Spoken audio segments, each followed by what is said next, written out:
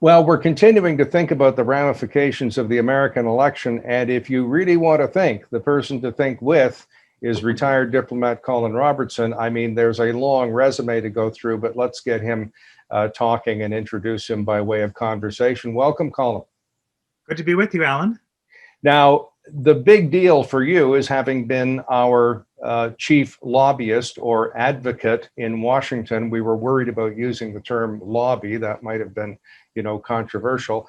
And our consul general in Los Angeles. And I believe you preceded Kim Campbell. Is that right?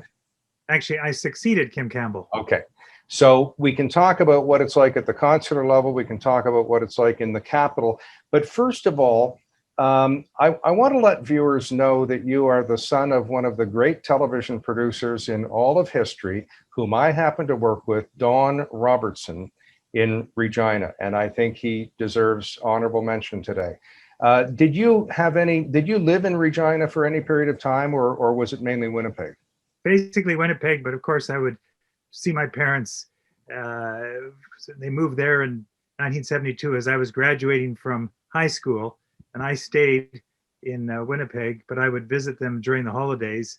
And so I spent a fair bit of time in Saskatchewan. And of course, my mom just passed last year. So I know Regina and Saskatchewan reasonably well because I would also spend time down in the Mooseman area where my mother's family had migrated from Ireland and farmed. And we still have family farm there.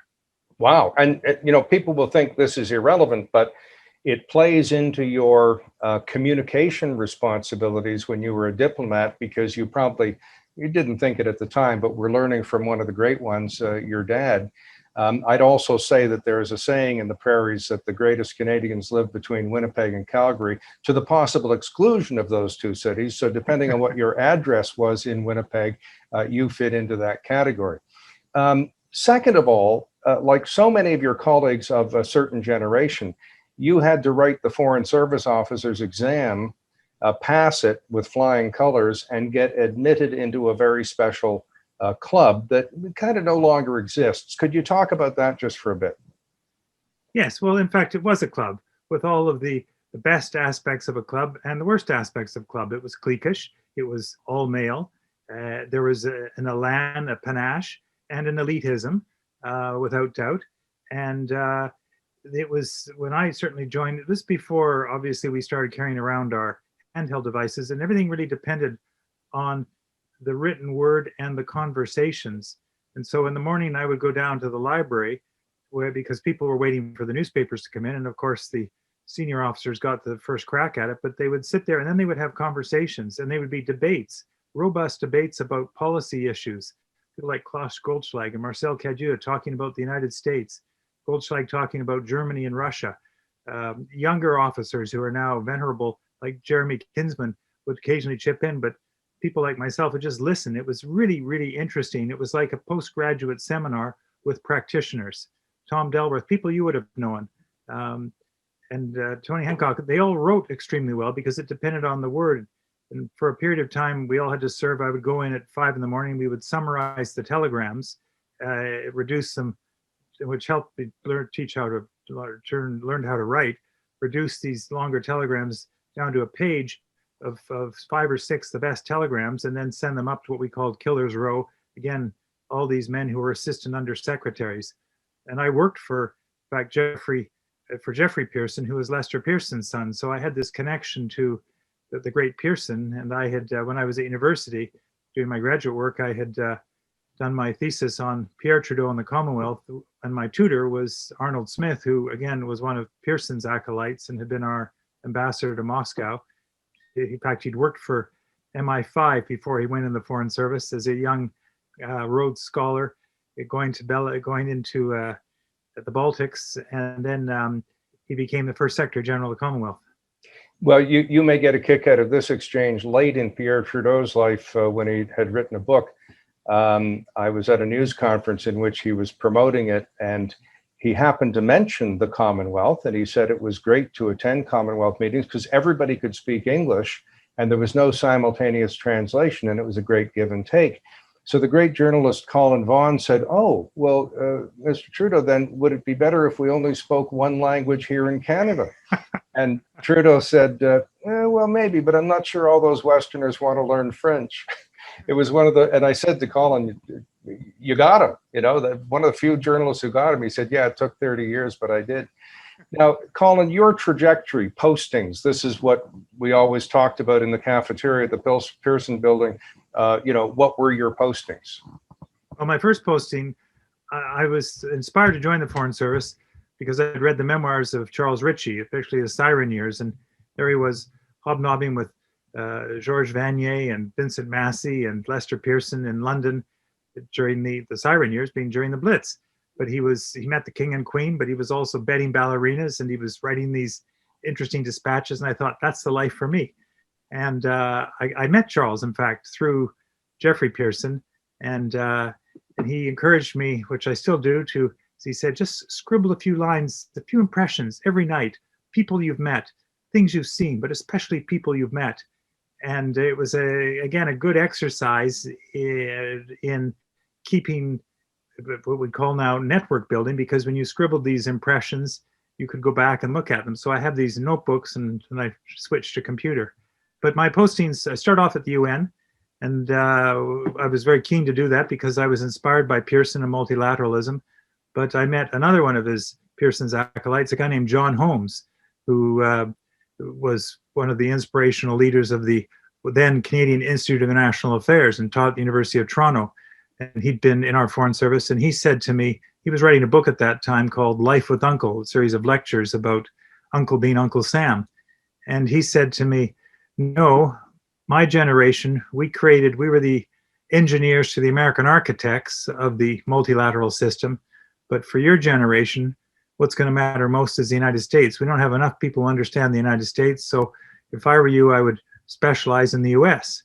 And through combination of serendipity and coincidence and postings, I did. And so I went back and served at the Consulate General in New York. Ken Taylor became my boss, and he had panache. He was the coolest diplomat I ever worked for. Didn't have a desk in his office, never wanted you to carry his bag. He carried his own bag, and he wrote his own speeches, and he didn't really write them. They were all up in his head. And he was attractive. He was an American hero, more so in some ways American hero than Canadian hero. So that was great fun. And then I served in federal provincial relations as we were doing the constitutional patriation. And then I worked on Canada-US relations, and through that got involved through Derek Burney, who I was working for at the time, in what became the group that negotiated the original Canada-US Free Trade Agreement. And then I went to work for Simon Reisman and saw that through. And then I went to Hong Kong for 5 years, and I was accredited to China. So I would go take the train from Hong Kong, it was still a British colony, up to Guangzhou every 3 months, stay at the White Swan, see my American counterpart. They had a consulate there, go to visit the jails, and just go around and sort of watch what was going on. And it was during the period Deng Xiaoping had said, time to basically get rich, and didn't care whether it was a cat was white or black. It was important that China would progress. And it was fascinating to watch Shenzhen, which is, people and your listeners would know, it's now the kind of the Silicon Valley of China. But I watched it being constructed over this period of 5 years, and it was extraordinary, from sort of bucolic rice paddies and water buffalo to this big, brawny city filled with bamboo scaffolding. Nobody cared about environmental or labor standards. People got killed and the streets stunk. But today, when I go back, it's extraordinary. Huawei has kind of created a Versailles type campus. And Versailles is in French Versailles. And it was, for me, a real eye-opener, because I became convinced that China truly would succeed. And so that 5 years was important. It gave me a sense of Asia and the Indo-Pacific. And then I came back and I served. Well, hold on, Colin. Just before we bring you back from Hong Kong, you're going too fast for me to interject, and we don't have commercials on YouTube, so there's no chance of having a break. Let's just go back for a moment to Ken Taylor, whom I became acquainted with as well. He also wore great Tom Ford suits, a bit of trivia. but I had lunch a few times with him in New York, and one was at the Cirque, which the Sultan of Yes. Brunei had a piece of, as I recall. And another was at the Sherry Netherland. And I remember, I think a sandwich was about $400, as I recall, and I paid. But the crowd parted. When he arrived at either the Cirque or Sherry Netherland, it parted. The hat check people, the staff. I mean, you are right and knew him better than I, but he was a real bona fide hero in America. And some say one of our big mistakes was not making him ambassador and giving him a strong number 2 and 3. But at any rate, he did good work in New York. Yes, no, I concur with all of that. And I do think we were right to bring him and put him in New York. But I think the opportunity came when he was encouraged by both parties to run for politics. And I remember reading Robin McNeill, you would recall. McNeill had written a book about somebody who had been in the Foreign Service and then went on to go into politics. And when I remember talking to McNeill, and he said he'd had Ken in part in mind. And our mutual friend, CBC journalist Hal Jones, happened to have dinner in the residence in Tehran when the American hostages were hiding in the basement. And Hal has kicked himself ever since, saying he was sitting literally on top of the biggest story in the world and didn't know what happened. But he then camped out in Paris, hearing that Ambassador Taylor had gone to Paris. He was the only journalist who knew what Ken Taylor looked like, because Tehran was not a big post in those days, as you recall. Anyway, spotted Ken's famous curly hair and horn-rimmed glasses, interviewed him, took the tape to the CB, did a question in French, d'autres commentaires en français, s'il vous plaît, as many Anglophone reporters would do. Goes to the CBC. The CBC is trying very hard not to let him in the building, thinking it's some kind of a scam, which is, only at the CBC would that happen. So Hal was able to redeem himself. Colin, can I take you back to Hong Kong for a minute? Please. We had met in Toronto and perhaps in Ottawa, and you were editing Bout Papier, which was a great magazine. And Simon Reisman, I told Simon Reisman that I'd written for Bout Papier. He said, "Oh, Bout Papier, it just means a piece of paper, but it's so well edited," and so on and so forth. And that was you, of course, editing. So in Hong Kong, we meet, and I don't know whether I initiated the conversation, but it came to pass that you said, "Well, gee, you should really do some work for the government of Hong Kong, because the transition to 97 is a big deal." And instantly, there appeared the right 8 people at a lunch at the Eagle's Nest in the old Hong Kong Hilton, which now no longer exists because Li Ka-shing spent $75 million to knock it down and build a new building to show an investment in Hong Kong. And Michael Hansen, the aide to the governor, Patton, arrived. Right. And, oh, by the way, it was the expat Brits who stared at the business card longer than the Chinese did, which I found interesting. And I was hired on the spot. And that must have been, first of all, thank you, but that must have been the result of the kind of networking you're talking about that Charles Ritchie suggested that you do, because you can't produce that number of people and that elevated a person on very short notice. Have I got that right?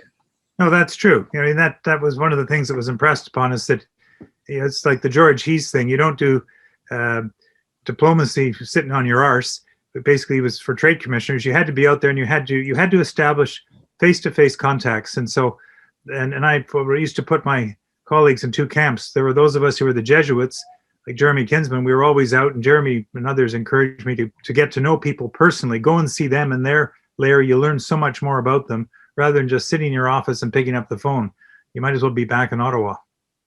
Okay, so now we bring you back to North America, and you are in Ottawa. You're in Los Angeles as Consul General, and then you're in Washington. So let me just start with Los Angeles for fun. You took the time to get a meeting with George Shultz, as I recall.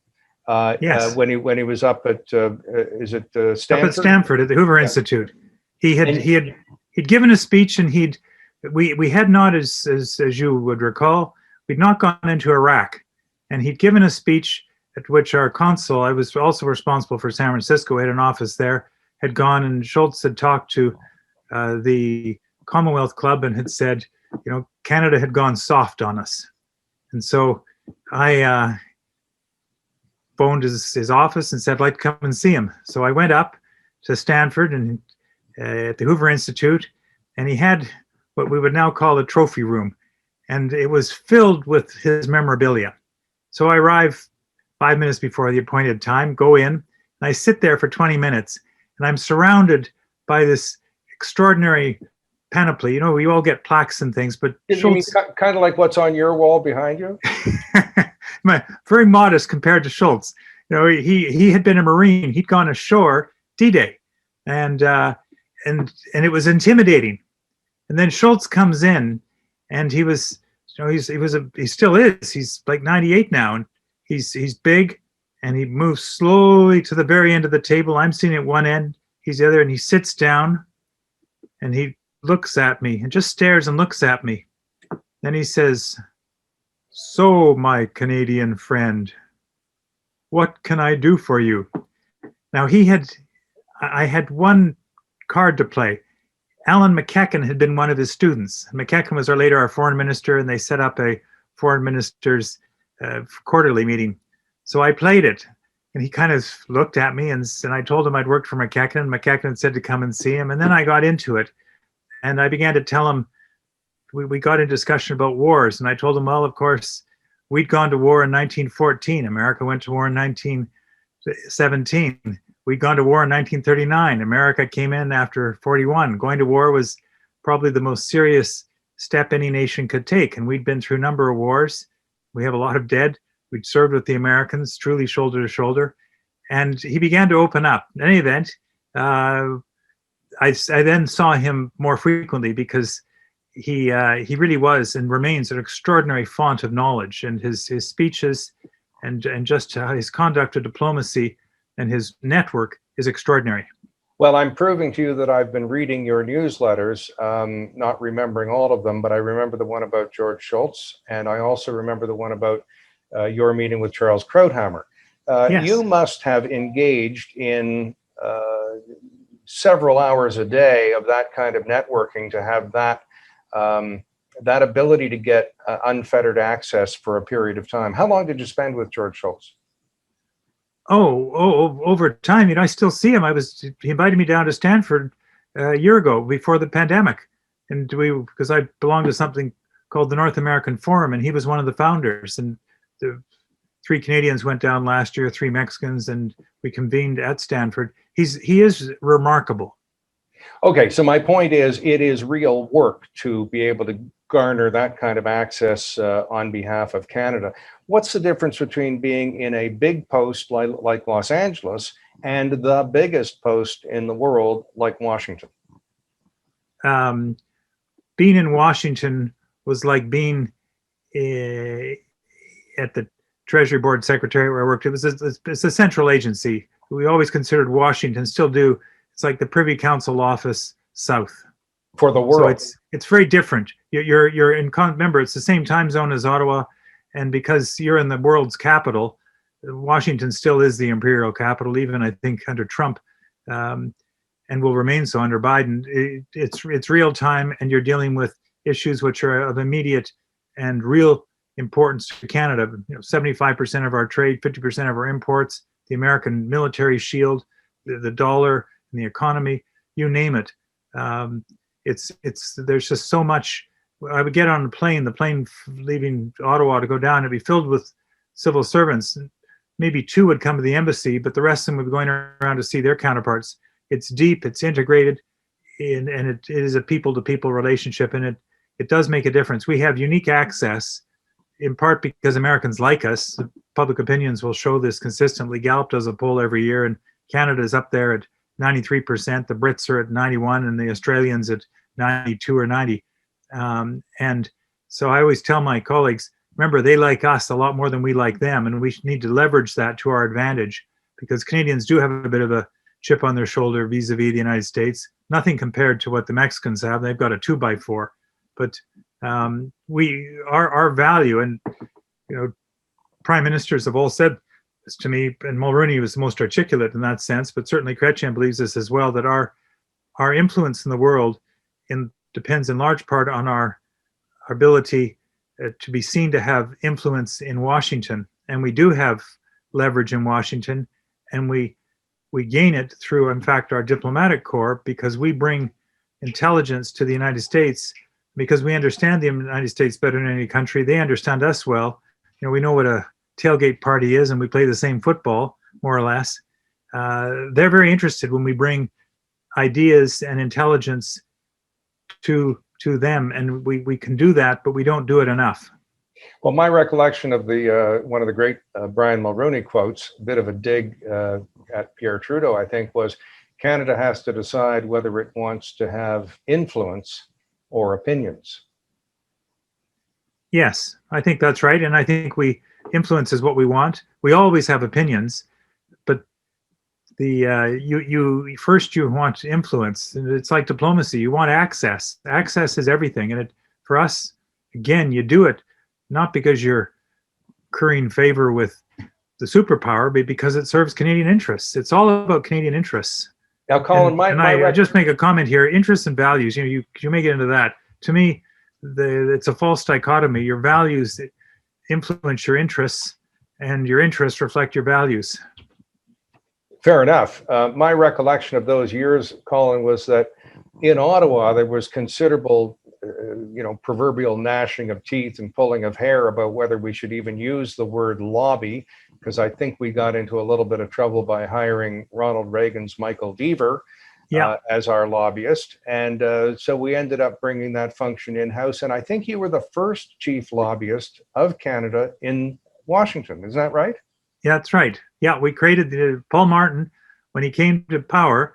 He later shifted slightly anti-Americans, but he did three things. He had a parliamentary secretary, first time on Canada-U.S. relations. It was Scott Bryson, and created a secretariat within the Privy Council office just to deal with Canada-U.S. relations.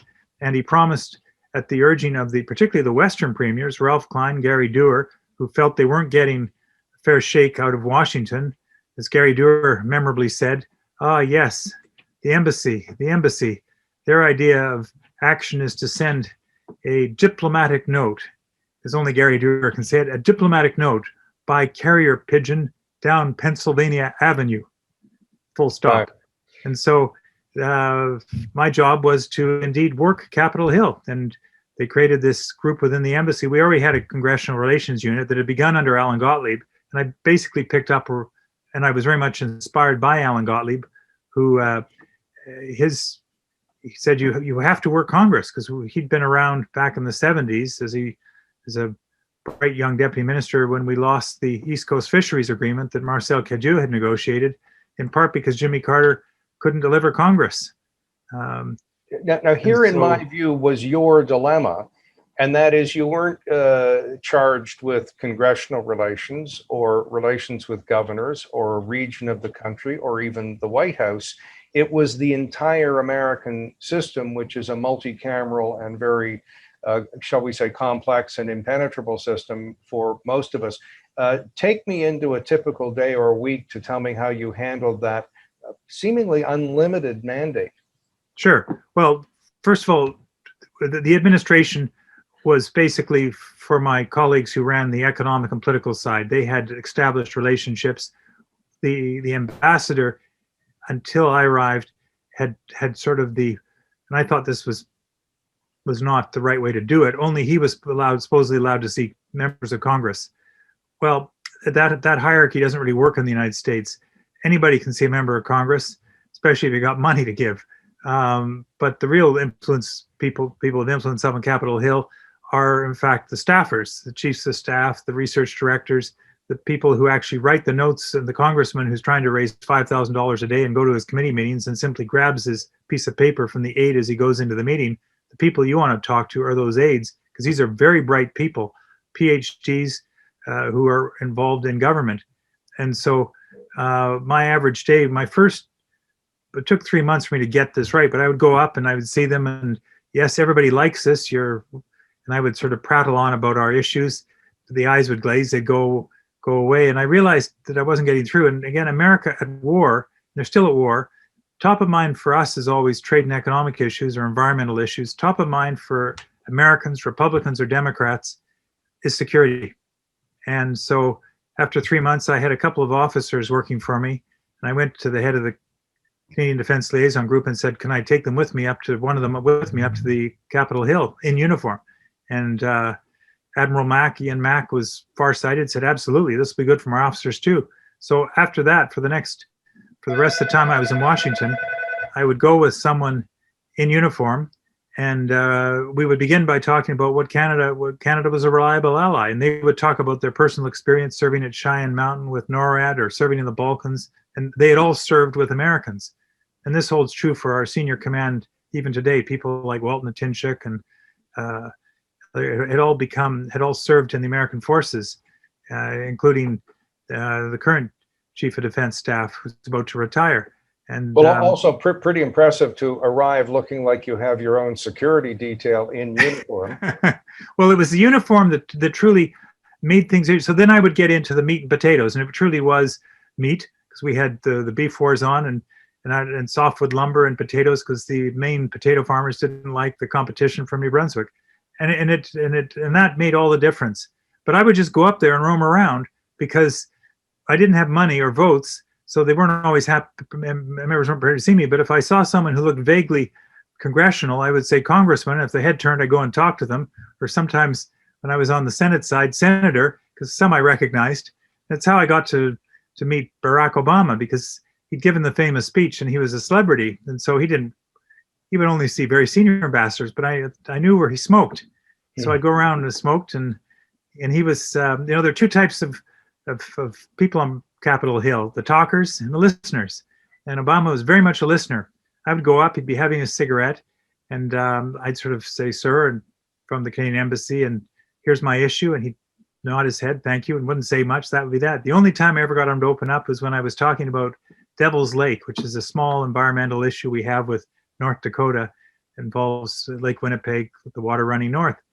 And Obama paused, looked at me and said, when I was a state legislator in Illinois, I co-sponsored legislation to keep diversion of the Great Lakes and also to clean it up. And then he began to talk, and I went back and I wrote my dispatch back and said, Senator Obama is green. And I always wish that Prime Minister Harper had read that dispatch, because later, as you know, when Keystone became the litmus test of our relationship, we couldn't get other work done. And I say that because we should always avoid trying to make one issue a litmus test of the relationship, because especially with the United States, the relationship is vast and huge. Colin, you've reminded me of the smoking issue. After smoking was banned, you may recall everybody went into the basement of the Pearson building, and there was even a picnic table set up there, a pretty awful, grungy, smelly place with car exhaust and what have you. But there would be our ambassadors to world capitals and the UN having a smoke, and it was a good place to have a conversation as well. Colin, I'll give you just one little tidbit on that. You're right, we did that, but the secretaries would often go to the front door and go out and smoke. And I can never forget one newly arrived Arab ambassador saying to me how remarkable, he knew we were a liberal country, but he had no idea that we would put the hooers outside the front of the Pearson building. Well, yes, and I hope that didn't make it into dispatches anywhere. Colin, raise the curtain a bit on so-called lobbying, because having a bit of a window on how government works, I often notice people are lobbying the wrong people. For example, in Canada, people are lobbying the finance ministry. Now, whether they lobby a mid-level bureaucrat or the political staff is a big deal, but it might be another ministry that has the responsibility for that issue. And the case I use is a G7 or G8 meeting, which is really the Sherpa appointed by the foreign ministry's deputy. And by the time anything got from finance over to the foreign ministry's deputy's appointee, Sherpa, it would be diluted and, massaged out of shape. And you should probably go meet with the actual G7 delegation. In Washington, the humorous line is nobody in his right mind would ever lobby the Treasury ministry, the Treasury Department, sorry, because that's not where the action or decisions are. It would be over, as you said, in Congress with particular aids. Ways and Means, I think, has 90 Ways and Means, staffers. Senate Finance Committee, absolutely. So you got to pick the right half dozen, because there could be a few deadheads there, a few people leaving their careers. So how do you do that? And give some advice to lobbyists, if you wouldn't mind.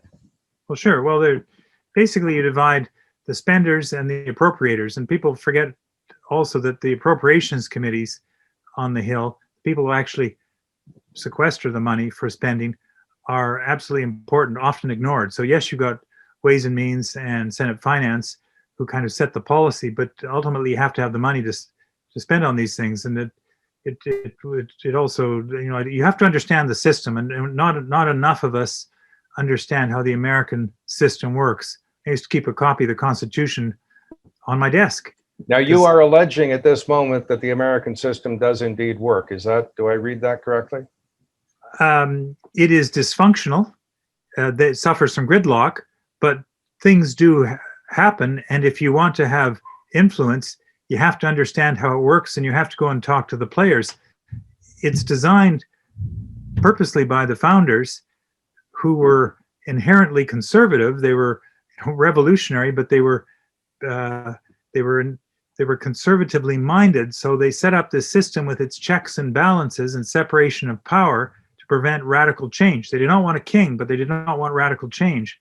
And what I learned is that there are lots of ways to block legislation, which is essentially what we're trying to do in many cases. But to do that, you truly had to understand the system, so that even when legislation is passed, and the Toronto Star will write a headline in mock horror, it's never over till it's over. It's a bit like opera in that sense, that you can often find ways to prevent legislation. So, for example, back in the late 90s, when the Americans said, all right, you had to have a passport to go back and forth across the border. This is before 9/11. Now it's very different. But we knew this was going to have a big effect on tourism to Canada. And the Northern Border Caucus could see that this was going to slow Canadians coming down, because we pointed out, although Canadians, of course, have passports, but we didn't tell them that. So they saw the reciprocity value. So the Northern Border Caucus, a number of whom are on the Appropriations Committee, simply refused to appropriate the money for what has since become the Homeland Security Department. And so the legislation, well approved, did not proceed because the money was not there to hire the staff to do the inspections. And that, again, these are things you learn when you're there, but you're always looking for means.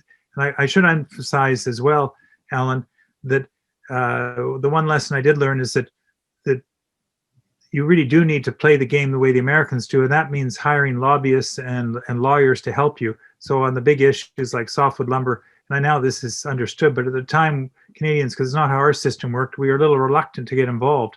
But if we're serious, you have to play by American rules when you're in Washington. Now, Colin, if we didn't know each other well and we were having lunch, we would both need some kind of currency, meaning stories, not money currency. And you have a great deal of them. And I just got excited because I have one, and it involves the not appropriating the money issue. I believe when the Buy American legislation was passed, someone, and it could have been you or one of your colleagues, reminded the Congress that we were their major trading partner. Did they really want to punish us with the Buy American program? And what they ended up doing is doing an amendment or an earmark or a codicil that said, with regard to 8.3b, it shall not be funded in the case of Canada. So the punitive measure was passed, but not funded and thus not implementable. So I think your paraphrase of Yogi Berra, "It ain't over till it's over," is probably good advice. Yes, and it still holds. The Joe Biden Build Back Better is premised on Buy American, and so we are now actively working with the transition team to basically do exactly what you just said. Carve out that it is Buy American, but there'll be a reciprocity agreement between Canada and the United States that they can bid on our Build Back Better. Prime Minister having pinched the language from Mr. Biden, who's taken it from someone else, and then have access to the American market. And it always works to Canadian advantage because they're 10 times the size. And so, But at the same time, the Americans do see value, and governors and premiers get it, because the usually the decisive argument is that, as we found when we couldn't get it in 2010, when there was the stimulus program under Obama that Joe Biden was in charge of, failed at the federal level. So Mr. Harper turned to Brad Wall and Jean Charest and said, maybe you can do some work with the governors, because the governors are going to be the implementing arm of this. They went down, 8 of them, National Governors Conference in February 2010, and persuaded their governor counterparts on the argument that Canadians may not get the bid, but by having an outside vendor, you keep your own vendors honest, because you end up with oligopolies and monopoly efforts to sort of a cartels to try and corner and get as much. And the governors bought into it. And yes, everybody carved out thing. I remember Ontario carved out all their green technology, but we did get this reciprocity procurement agreement, which we'll be seeking again, because I do think Mr. Biden will be able to find the votes on the Republican side. May not be $2 trillion, but $1 trillion is still an awful lot of money. All right, even more specific advice, Colin. Let's just say it was 20 years ago, and I was 20 years younger, and there were a series of very unfortunate clerical errors in Washington, in both Ottawa and Washington. And I'm on my way to a senior posting in Washington. I look you up. I say, Colin, what is your advice for me? I want to do well. Well, network. And the advice given to me at one point by one young officer who'd come back from serving in Atlanta, we understand Democrats extremely well, but this recent election, well, it may have rejected Mr. Trump, even if he's in denial. It certainly didn't repudiate Trumpism. And Canadians are very good at understanding the half of America that Joe Biden represents, but we're pretty clueless when it comes to understanding we call now Red America. So what she did is she joined a gun club and went to church to get to know that side, because you have to get to know the other side. And certainly when I was down in California, I made an effort to go out and talk to Red America. And so read The Purpose-Driven Life and went and saw the, I forget the Reverend who wrote it, because we have to understand where they're coming, because that's where increasingly challenges to Canada are also going to come from. Yeah, almost exactly half of the country. Yeah. So I would say get out and network. You know, my advice to you is don't spend your time sitting on your arse in our wonderful embassy on Pennsylvania Avenue, because you might as well be back in Ottawa, but it cost me. And as I would say this to my young officers who would come down and were quite comfortable in their offices, and I'd say, no, the embassy is not a fortress. It's a platform. You get up to Capitol Hill, and I don't care who you see, but it's remarkably egalitarian. I would say my title at the time was minister. Well, several times I had congressmen look and say, where's your white collar? Mm-hmm. So it's, in fact, it is a younger person's game. As you said, 20 years younger. By the time I got there, I was older than most of the people who were giving advice and making the recommendations on which Congress would act. And so you can get access through daycares, through anything else. And again, the Americans, what I like about the United States is it is, again, remarkably egalitarian. We are much more deferential to hierarchy, and especially in civil service, whereas Americans aren't. If you've got some useful information and you can do it in what they kind of would call the elevator pitch, they'll see you time and again, because it's mutually accommodating and mutually beneficial. Well, and yet, Colin, you're not quite off the hook, because if I join a gun club and I go to church and then I walk up and down Pennsylvania Avenue, which I have done, I am going to have to stop in at some of the sites on the mall, the monuments, the historical artifacts of America, the Smithsonian, the Air and Space Museum. Then that the day is over. But then the next day, I go to Congress and there are 90 staffers to see, and the porticos from which the inaugural address is given, and so on. And then I go over to the White House, and the same thing. Boy, you've outlined years and years and years of work. How do you prioritize? Well, you know in your mind what are the priorities of the government, so it's always there, but you take advantage of every opportunity to push every file. so that you may be seeing someone on a file, but when you find they're interested in something else, you just segue to that. That's your job. And then you go back and you do your dispatch. Data, as you will appreciate today, they say is king. So in a sense, we were always collecting data, and we were keeping it in such a way so that you could refer back. I mean, diplomacy is basically, some ways, we have great vaults of dispatches going back, because you have to understand the history of any place, I think, in order to go forward. So you have to know what your interests are, but you, more importantly, have to know what their interests are.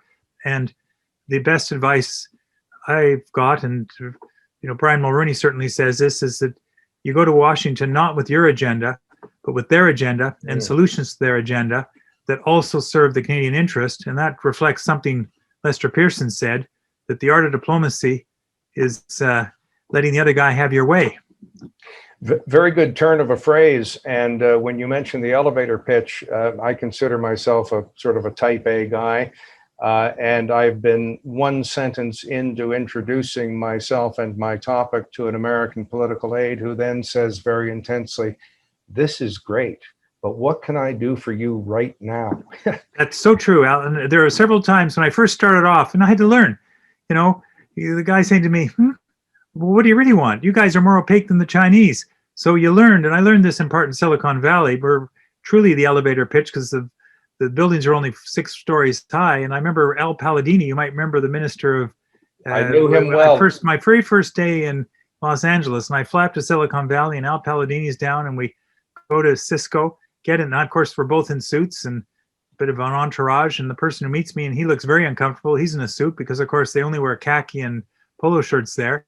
And I get in the elevator and I start, "Oh, it's nice to see you. I'm from Canada. Of course, we're good neighbors," or this, blah, blah, blah. And his eyes glaze. We get to this, I guess, the 5th floor where his office was. He says, "Well, thank you. This young lady will take you the tour."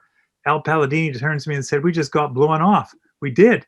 And so the next time I went, which was about 2 weeks later, with the Minister of Science from Alberta, I said, "Wear your khaki and your polo shirt." We show up, the guy's in a suit. He looks at me, and we get in the thing. And I said, "Look, you have a number of engineers from this province. They're down here. And if you were to go to Alberta and open up an office, direct flights to Calgary, you can do what you do for half the price."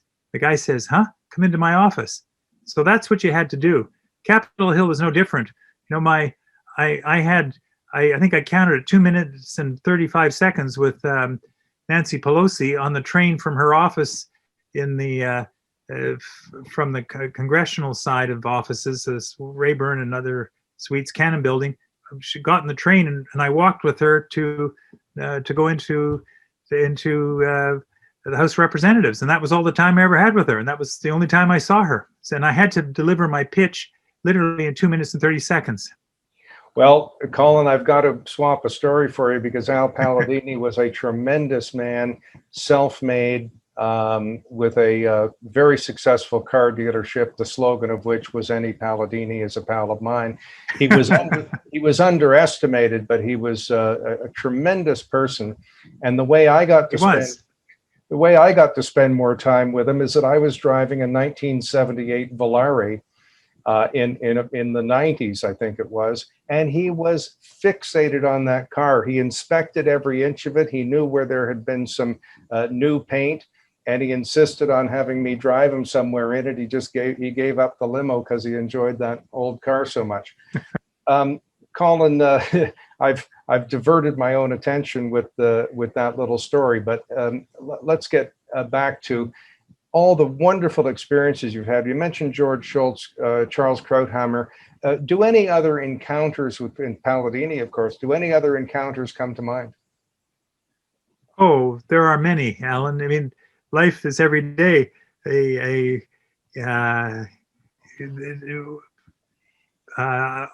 debating with Alec Baldwin on Buy American, what we called runaway production. And now,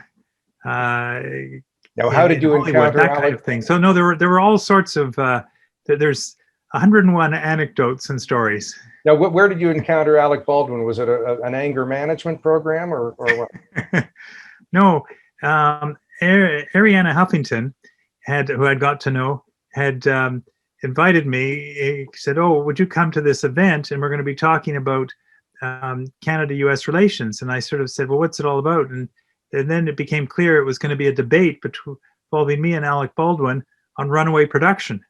And Baldwin came in, and of course he's bombastic, and there were others there, Elliot Gould, who backed him, and others.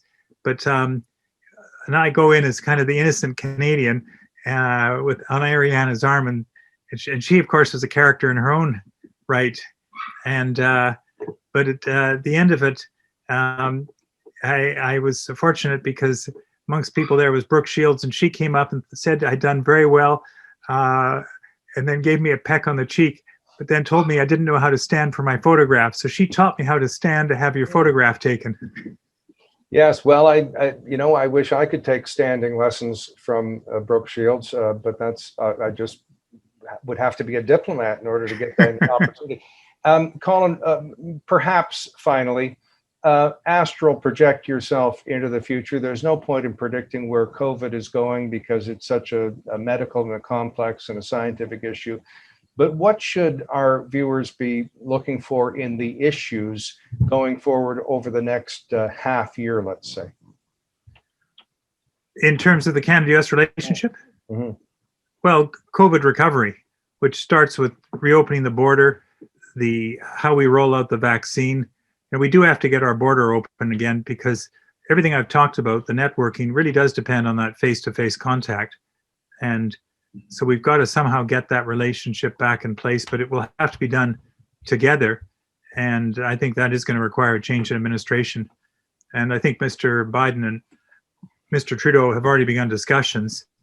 And then we'll get into things like resiliency of supply chains. You know, the Auto Pact is basically a supply chain that is redundant, resilient, has worked extremely well for the rest of us. But now we're going to have to turn to things like health and other issues of strategic minerals, for example, which we have a lot in Canada and the Americans need. I do think we have to look together at there's a couple of big structural issues in the world. The first one is the rising powers of China and Russia and great power rivalry. And I think far for better than worse, we are aligned with the United States. They are the protector. And Biden is who I met when he was chair of the Foreign Relations Committee. I used to speak to him, and he's a talker, by the way. He's a big believer in alliances and multilateralism, so we should play that to our advantage. So there's those big issues, and then there's all the global issues ranging from migration. You've got 1% of the population that's displaced or refugees. There's pandemics. We've not seen the end of them. And remember, we had Ebola and SARS, and COVID is, so how you address that, how we deal with trade issues, vital for Canada. There's a lot out there. The nuclear proliferation, cyber intrusions, how we manage space, how we manage digital data and things. You know, there's a lot there that require, I think, an effort, a multilateral effort that will also serve Canada's interests, but it starts with the United States, because certainly my observation over the last 4 years is that, as two of my friends of Ivo Dalder, who was Obama's NATO ambassador, who I got to know when he was at Brookings, Jim Lindsay, who was at the Council on Relations, wrote this book called The Empty Throne, and basically saying that the throne is empty in defense of Western democracy if the United States pulls away. And that the past 4 years, and certainly the COVID crisis, has illustrated, and this isn't just me saying, this is Antonio Guterres, the UN Secretary General, saying that it's been a stress test for multilateralism when we failed. The UN Security Council, the G20, the G7, we've not met this, and I think in large part because the US has refused to lead. Biden will lead, and we need that, because the challenges, as I've outlined, both the structural, the great powers, and then the globalization issues, require leadership, and the United States is best able to do it. The French and the Germans aren't able to do so. We on our own can't do so, and collectively we've proven unable to do so. We really do require the United States to come back. Colin, I get some mileage every now and then from sending your newsletter to people. There are business people who think it is prescient and panoptic, and are very grateful that I sent it to them. My recollection is it began as simply a mass email, and now it is on the Globe and Mail digital site. Have I got that right? Yeah, that's essentially right. I used to do it to sort of friends, and then 10 years ago, 11 years ago, Doug Saunders of the Globe came to me and said, "But I write twice a month," and so I did that for 10 years. This year, I've said, because of other pressing things, I said I would do it once a month. I would do 10 a year, because I've got other things and that I like to do, and I found writing every 2 weeks. Well, I enjoyed it. There's an element of stress there, which at a certain stage in your life, you say you don't have to do that anymore. Yep, I agree. Who needs it? And how do people access that newsletter? Is it they just go on the Oh, just send me an email, robcolin@gmail.com. RobColin at ROBCOLIN @gmail.com. Okay, very good. And I will be happy to take all possible credit for having diverted people's attention over to your newsletter, which is very good reading. Colin, thank you. And you, having been a magazine editor, a writer, a Globe and Mail columnist, et cetera, et cetera, et cetera, is there anything you would have asked yourself that I missed? Alan, you always cover everything. All right. Well, that may be a euphemism for this went on a little long, but that's tough. I enjoyed it. Thank you so much, Colin. We will read you and follow you in good health. Thanks, Alan.